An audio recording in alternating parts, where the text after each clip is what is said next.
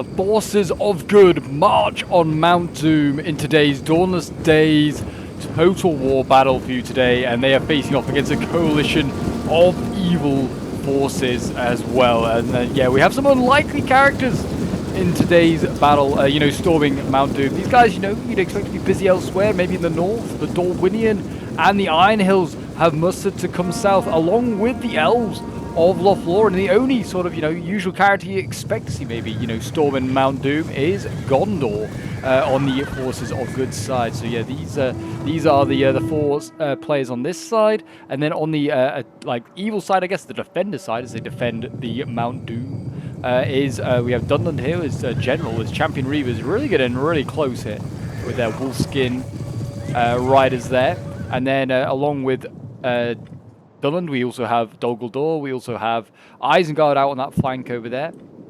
And we have Mordor itself as well, you know, here defending its homeland. And yeah, there is Mount Doom. You can sort of see all the way up there, like the passageway where Frodo goes through with Sam. And I think we can sort of, you know, edit the the camera. There we go, and you can see Mount Doom all the way up there. Perfect. Hopefully I can now get the camera back to where we are, sort of looking the right way, but there you go. We're sort of looking, again, the original angle. And yeah, it looks like we're going to see Gondor defend on the flanks, I guess. Yeah, it's Gondor mainly on this flank. He's just got his cav for some reason out here supporting Lothlorien, I guess, because Lothlorien doesn't have any. He's got his general here. He's putting a lot of faith in Lothlorien defending his flank, but by doing so, he's also now got no cav on his flank, so kind of interesting to see Gondor sacrifice his own flank to support Lothlorien. It seems interesting. I guess maybe he was thinking Isengard won't bring anything, but he has got wargs, and I think that is it. Most of the cav actually seems to be coming from Dol Guldur with the Servants of the Eye, and also Dunland with their Dunherd Marauders. We also have Warg Riders out on this flank over here, and yeah, they are they're Mordors. So yeah, it seems like, you know, cav-wise, not a lot being brought by the side. Actually, looking at the armies' size as well, I'd say this is a fairly low-fun game. I mean, we've got 5k, nearly 6k. We'll call it, yeah, 6k for the Forces of Good against 10k for the Forces of Evil.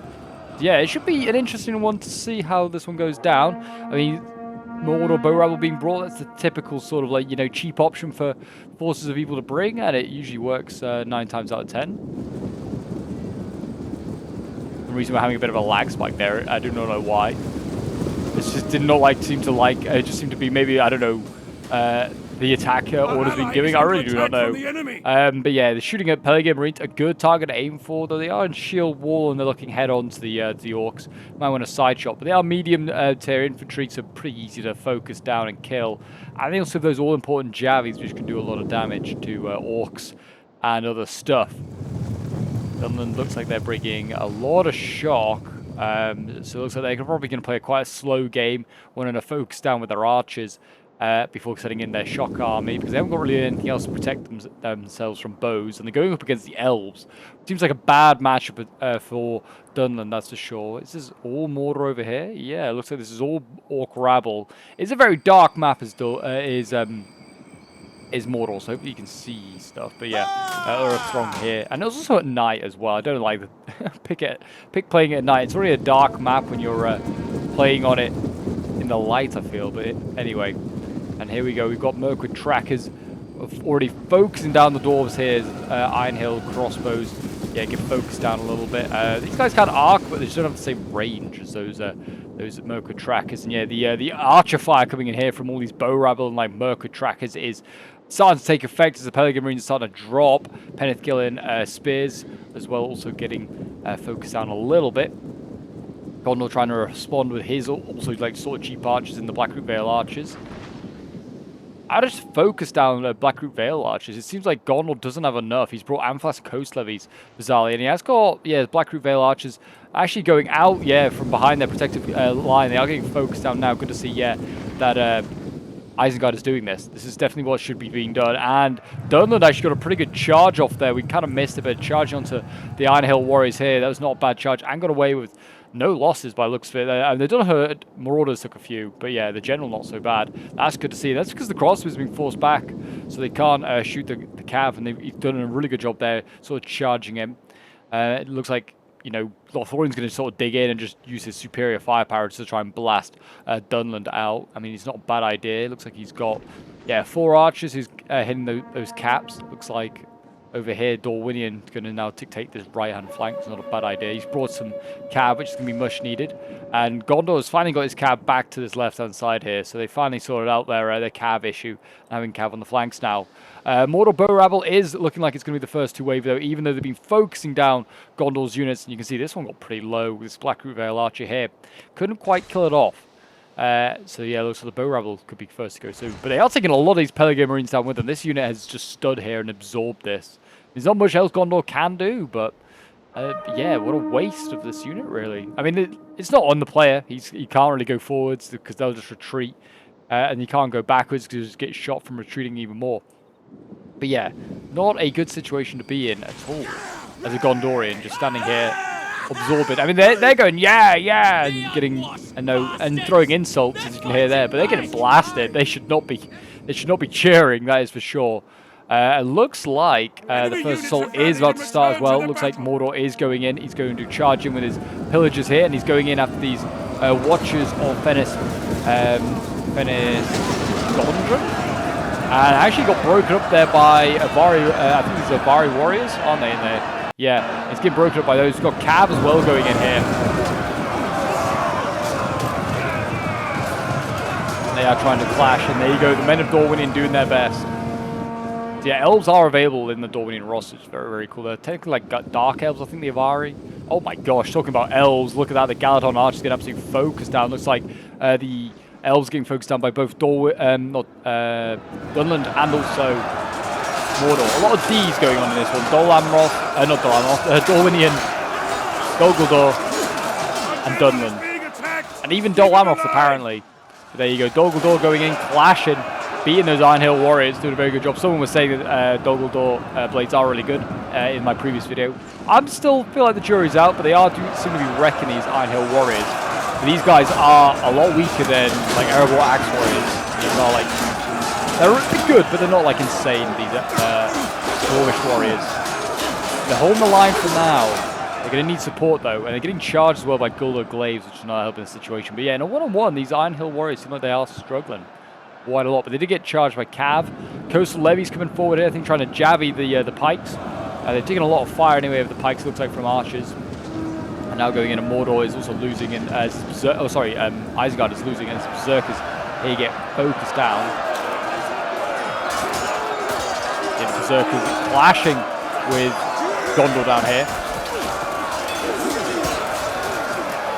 And yeah, the Berserkers. There might be an elite shock unit, but they can't take the jabbies in the flank. Oh, an explosion's going off. Oh, look at that. That's a spicy explosion there. Warriors of Lost Knot getting absolutely destroyed there by the Grenadiers. I'd hold fire. That's job done. Move on to the next unit. Probably as Penneth Gill and Spear.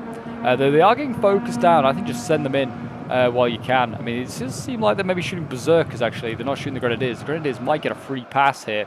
Looks like over on this flank here, Dorwinian doing a pretty good job holding the lines of Avari warriors. Yeah, doing not a bad job at all. Looks like Cav-wise, Wargs have been sent running. And it looks like, yeah, Dorwinian's kept his Cav alive, and sort of like a Cav fight is taking place here. The Spears as well, you know, Avari warriors in these Fenris Gondran, very hard units to sort of charge with your Wargs. You're going to take a lot of lotses. Dorwinian's also shifted over his archers. Looks like he's got a mix of Avari Wanderers and also some like cheap ones to help out Lothlorien there. Cav fight on this side going on, not looking great for Isengard really, though it looks like he's getting support from Dol Guldur. Prince Imrahil is in here for Gondor. Swan Knight's doing as best they can. I think he's got some Prince's Sergeants to help him. The Sergeants certainly look like they're losing to the superior Servants of the Eye, and the Archers are probably helping that out. If they can win a melee fight here, Gondor, they can maybe go and support this. Imrahil might be able to win this on his own, but it's going to be hard to see. Gondor looks like he is losing the infantry fight because those Grenadiers have done a great job of routing so many of his units, and we're going to see another volley here, I think, in a moment. Yeah, I would possibly save the ammo for later in the game in case he needs it. There you go, another explosion going off, and there you go, absolutely blasting him there. And it looks like as well, the Dwarves are trying to smash on, getting smashed on through as well. It's not looking good. The centre is starting to crumble. And we still have all of Dunland's reserves here as well. And this is, yeah, not looking good. We've got the Iron Guards getting hammer and anviled here. And in goes Dunland with his gen. And yeah, Champion Reavers, yeah, winning decisively apparently, but so are the Iron Guards. Well, actually they're combat even now. And it looks like, yeah, Dorwinian shifting across reserves as well as archers moving across here. Whether he's going to try and focus down Dunland's gen, he might try that. Dorwinian has one on his flank. He's done a very good job here, getting rid of Mordor. Mordor, though, still has ample reserves that he's just not committed. Guards the Teeth as well as General. An interesting unit to bring the gen. But yeah, that's uncommitted. And also, yeah, Uruk Throng. So actually, really, he's only destroyed, I'd say, part of Mordor, really. The rest of Mordor is still kind of with Dunland. And his archers are actually getting charged down now by Champion Reavers. Not good to see. And he's now going to charge into Heroes of Aman-Lang. Not a good idea for this Dunland General. That's not going to be healthy at all. He might got a decent charge off. But that's not a good sight. Yeah, Allies General's fallen. I imagine that is, yeah, that's the Dwarvish one. He's slowly getting surrounded there and killed off. Looks like, well, Imrahil might have also gone. Can't see him surviving. That's it. That's not good. Gondor is also looking like they're out. Lothlorien did have one caveat. I just realised he has some Lothlorien Outriders, and they're not bad. You know, they're doing okay. They're cutting down some berserkers here. Somehow Dunland's general is not yet dead. Do not know how. His general is somehow still alive, but they are doing their best to try and take him out. Here comes the Dorwinian sentries, the Gwynedd sentries. Should hopefully get rid of him now, I'd have thought. So that might help. Dunland still has a decent amount of reserves and a lot of shock infantry, though he has got a lot of tier 4. There you go. That is Dunland's general gone. But the problem is this flank here is just being made up of archers and a little bit of cav. And that's going to hold back a lot of infantry and archers from the forces of evil. Ugluk is leading the charge. I mean, this is another good opportunity here where they could get a cav charge maybe off Dorwin. You could try and smash Ugluk here. Try and rout Isengard doing that. I mean, it looks like they're going to try and focus him down as well. They've got to try and hold this line here with Lorien Sword Company. Very cheap archers being brought by Lothlorien. Oh, sorry, cheap swords. Lothlorien's, yeah, going to do an absolute job in trying to hold this line.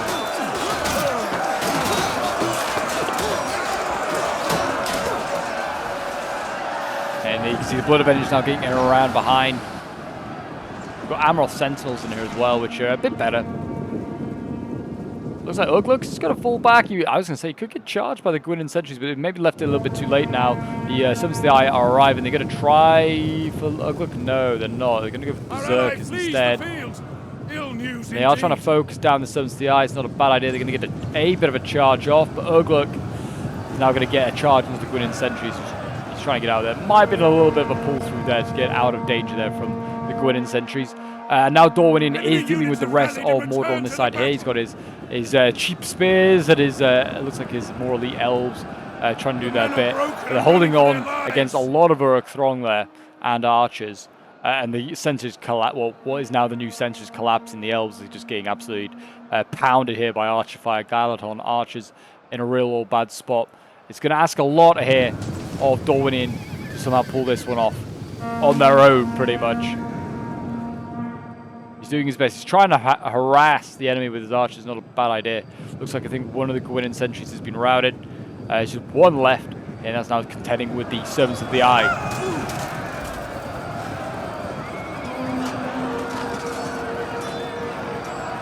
And yeah, I mean, in prolonged melee, the Servants of the Eye are going to do a lot better off anyway. These Gwynedd sentries might do okay on the charge. They are winning apparently at the moment. Don't know if that's really because of this combat with the servants. It might be because of other things.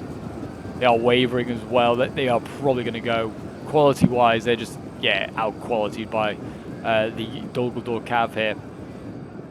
And they are slowly descending on to these Dorwinian archers as well. They're trying to get these guys. Some what have we got here? Elvish shock infantry. They're routing all the orc rabble, which is, yeah, something, but it's not going to be enough. There's still so much. And the Elvish general's getting focused down as well, poor guy. This is hundreds of archers here. This might be over 1,000 archers just focusing down that one general. In fairness, you know, though he's got cheapish spears in a few of these spots they're holding. I mean, this guy is starting to waver now, but they've held for a little while, longer than expected. The Avari elves here doing their best as well.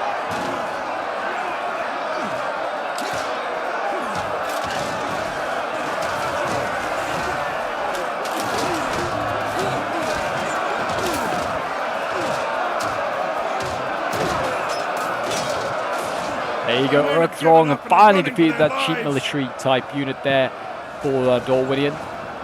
Avari warrior general holding the line, but only just for now. Looks like the cav as well is now descending onto the archers have managed to catch them. Shock is trying to help, and it is causing the servants to lose.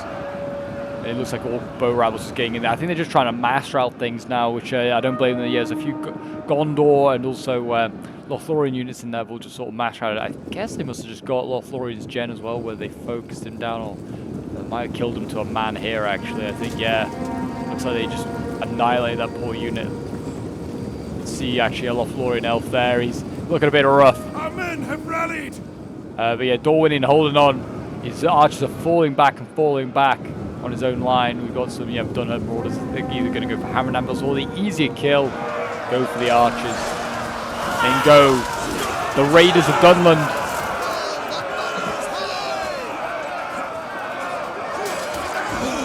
These Dunland Marauders are technically, yeah, they're tier 4. I don't think they always used to be tier 4. Whether they've been pumped up, I don't know.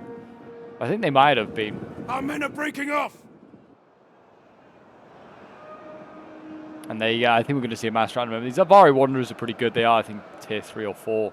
And they're okay in melee. But I think just army losses now, it's just way too much to contend with. I mean, there's still 5,000 forces of evil in this one left. Yeah, the forces of good did not really make a real dent into them at all. I think a lack of cav was a bit of a problem. Maybe should have brought, whether they could have brought maybe some cheaper cav, which is generally just cheaper infantry. I don't know. I feel like the elves and the dwarves just kind of got... in a game where it was quite low on funds, it seems, elves and dwarves, I don't know if the best options, especially when the forces of evil can just sort of spam out. I think cheaper, lower cost games suits the forces of evil a lot better than it suits the forces of good. The men have thrown down their weapons and are Winning fleeing. wasn't a bad choice, I don't think. They've got pretty decent stuff. I feel like Dale might be okay as well. As like a force of good, like you can spam out stuff. And maybe like Woodland Realm as well. You can spam out some pretty decent cheap stuff. The enemy has killed our general. There you go, that's Dorwinion's general gone. And that will be the morale gone as well. And the forces of evil have defended Mount Doom. And Lord Sauron is going to breathe a long sigh of relief that they did not break through and throw that one ring into Mount Doom. But there you go, a close defeat for Dorwinion. I wouldn't have said it was that close. Like I said, it was about 5,000, like half their strength still left. But yeah, the forces could put up a good fight. But yeah, they were vastly outnumbered, and I think that comes massively into it. I mean, look at the size there.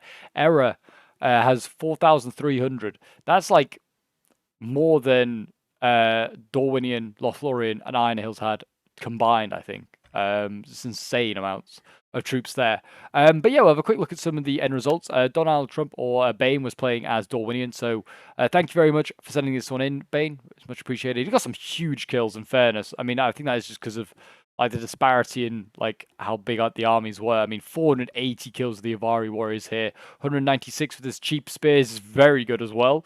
Avari warriors getting 413, 427, 100 kills here with his London Minwell Seafarers. And then his Avari Wanderers getting 200 kills and his Cav 134. Then we have Jaegerfang playing as Gondor. Yeah, his Cav kind of got outclassed and never really got used, unfortunately. Only getting 44 kills there and 32. Pelia Marines just got focused down as well, which didn't help at all. Like Gondor just got absolutely nuked by missiles, whether it's explosive ones or whether it was just like Orc Bow Rabble. But yeah, like his best infantry kill, 113 with a spear. Then his Blackroot Vale Archers, 125, 151 kills. Then we have Walla Axel playing as Lothlorien. Again, not huge kills at all with his infantry. Jeez, he just got absolutely blitzed. 218 kills with his Sword Warriors, though, is very good for the shock. Archers one got 111, but again, Lothlorien, yeah, just got blown away.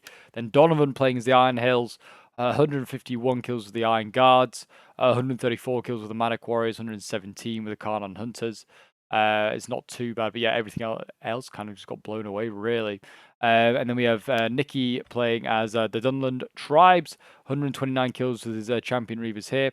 162 kills with the Blood Avengers, 185 kills with another one, 162 there as well. 105 kills with the Eldar Archers, and then 96 kills with another Eldar Archer. And Dunherd Marauders getting 272 kills. Then we have Itchy Right Up playing as Dol Guldur, getting 104 kills with his Goldor Blades here, 131 with another one. His Glaives getting 188 kills, 316 kills with this Glaive, 138 kills here. Then his Servants of the Eye, 245 kills. Then we have Winter's Might playing as the Isengard army, 114 kills with Ugluk.